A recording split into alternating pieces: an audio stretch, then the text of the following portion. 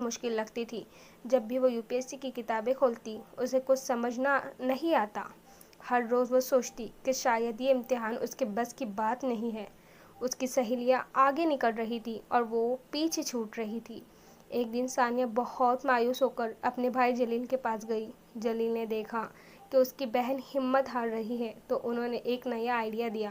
جلیل نے کہا، ثانیہ تم پڑھائی کو اسلامک روٹین سے جوڑو، برکت خود آئے گی۔ انہوں نے ثانیہ کو ایک ٹائم ٹیبل بنا کر دیا۔ ثانیہ نے فیصلہ کیا کہ وہ اب جلیل کے بتائے ہوئے راستے پر چلیں گی۔ سب سے پہلے اس نے تہجد میں اٹھنا شروع کیا اور اللہ سے علم کی دعا مانگی۔ فجر کی نماز کے بعد اس نے تھوڑا قرآن پڑھا اور پھر پڑھائی شروع کی۔ صبح کا وقت بہت برکت والا ہوتا تھا۔ اس نے مشکل ٹاپکس تبھی پڑھے۔ جلیل نے اسے بتایا کہ ہر 2 گھنٹے بعد 10 منٹ کی تسبیح بریک لو۔ ظہر کی نماز کے بعد ثانیہ نے تھوڑی دیر شارٹ نیپ کیا۔ اٹھنے کے بعد اس کا دماغ بالکل تازہ ہوتا اور وہ مزید پڑھتی۔ عصر کی نماز کے بعد وہ جلیل کے ساتھ UPSC کے ٹاپکس ڈسکس کرتی۔ جلیل نے اسے سمجھایا کہ علم صرف ایگزام کے لیے نہیں، خدمت خلق کے لیے حاصل کرو۔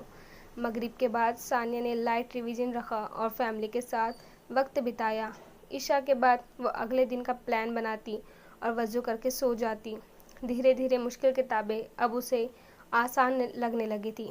کبھی کبھی تو وہ اتنا پڑھتی کہ رات کو سو ہی نہیں پاتی اور کتابوں کے ساتھ ہی سو جاتی۔ اس نے موبائل اور فضول باتوں سے بالکل دوری اختیار کر لی۔ جلیل اس کے لیے ہر روز نئے کرنٹ افیئر